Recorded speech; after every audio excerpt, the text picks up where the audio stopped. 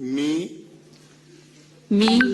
सुनेत्रा अजित पवार गांभीर्यपूर्वक प्रतिज्ञा करते की कायद्याद्वारे स्थापित झाले आहे अशा भारताच्या संविधानाबद्दल मी खरी श्रद्धा व निष्ठा बाळगीन। मी भारताची सार्वभौमता व एकात्मता उन्नत राखीन।